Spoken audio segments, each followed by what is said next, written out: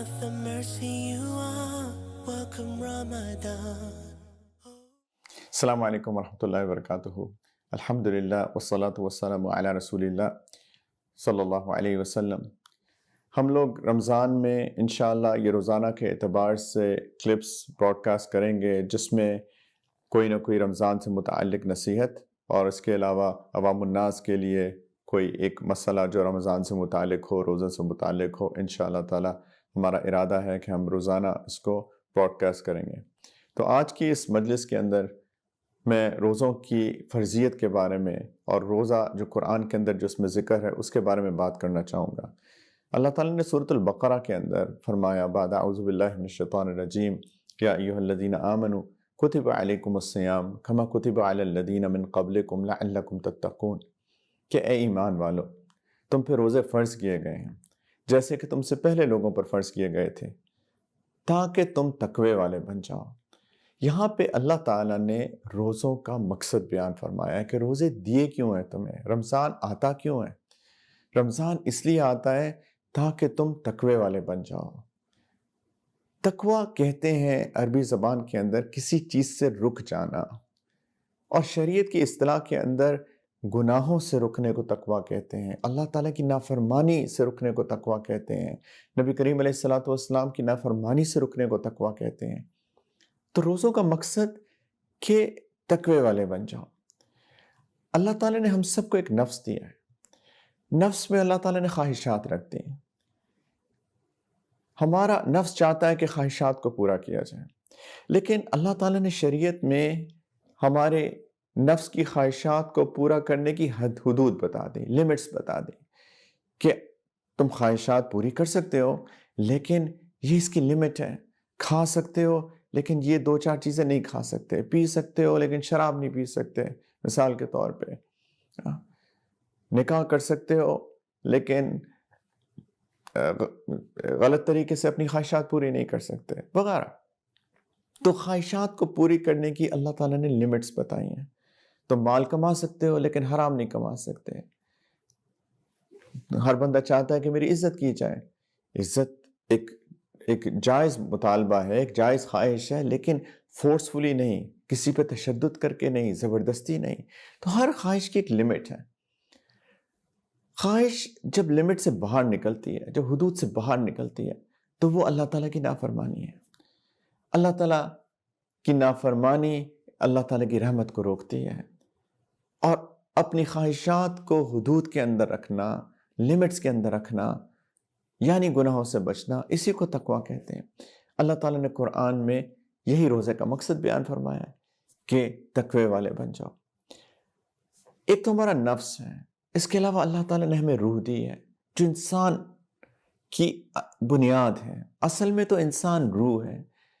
جب بچہ ماں کے پیٹ میں ہوتا ہے تو ایک وقت آتا ہے جب اللہ تعالیٰ اس جسم کے اندر روح ڈالتے ہیں، فرشتوں کو بھیج کے روح ڈالتے ہیں، تب وہ بچہ انسان بنتا ہے.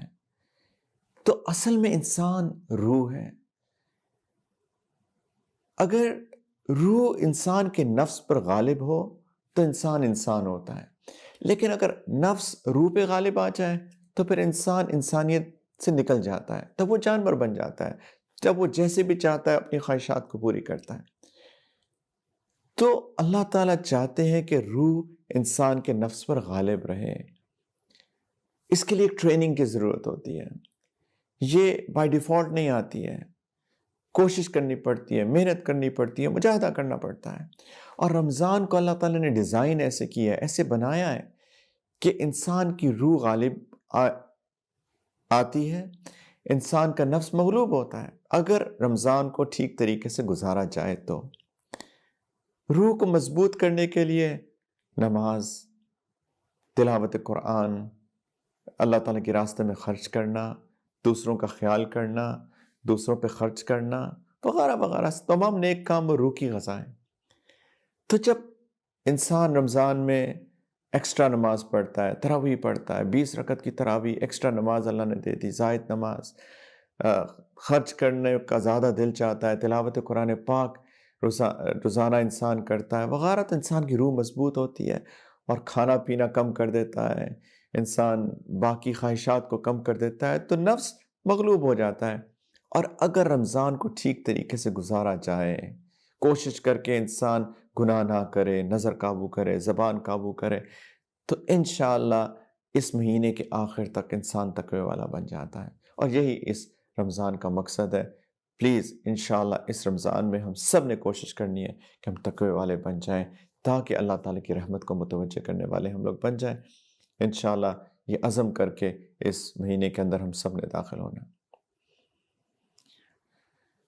کچھ مسائل میں سے جو عوام کو، لوگوں کو نہیں معلوم، سب سے پہلی چیز کہ روزہ یا کوئی بھی عبادت وہ نیت کے بغیر نامکمل ہوتی ہے. نیت ہر عبادت کے لیے لازم ہے، لیکن نیت زبان کا کام نہیں ہے. نیت اصل میں دل کا کام ہے. نیت دل میں ہوتی ہے. ہمارے اکابرین نے، ہمارے علماء نے ہمیں زبان سے نیت کرنا سکھایا ہے، نماز میں بھی، روزے میں بھی. لیکن اس کا مقصد صرف استحضار ہوتا ہے کہ انسان غفلت میں نہ رہے. زبان سے جب کہہ دے گا تو دل میں بھی اس کا استحضار ہوگا، کیونکہ نیت ضروری ہے. رمضان کے روزے کی نیت زوال سے پہلے پہلے کی جا سکتی ہے، مڈ ڈے سے پہلے پہلے کی جا سکتی ہے. اگر مثال کے طور پہ کوئی شخص سوتا رہ گیا اور اس کی آنکھ کھلتی ہے جبکہ فجر کا وقت شروع ہو چکا ہے، تو ابھی بھی نیت کی جا سکتی ہے آج کے روزے کی. آئیڈیل تو یہ ہے کہ انسان فجر کا وقت شروع ہونے سے پہلے نیت کرے، کیونکہ روزہ شروع ہوتا ہے فجر کا وقت شروع ہونے سے لے کر اور ختم ہوتا ہے مغرب پر. جب فجر کا وقت شروع ہوتا ہے وہاں سے روزہ شروع ہوتا ہے، اور جب سورج ڈوب جاتا ہے، جب مغرب کا وقت شروع ہو جاتا ہے، وہاں تک روزہ رہتا ہے. تو آئیڈیل یہ ہے کہ اس سے پہلے نیت کرے، فجر کا وقت شروع ہونے سے پہلے نیت کرے. فجر کے وقت سے پہلے پہلے ابھی پچھلا دن ہے، اور فجر جب شروع ہوگی تو اگلا دن شروع ہوگا.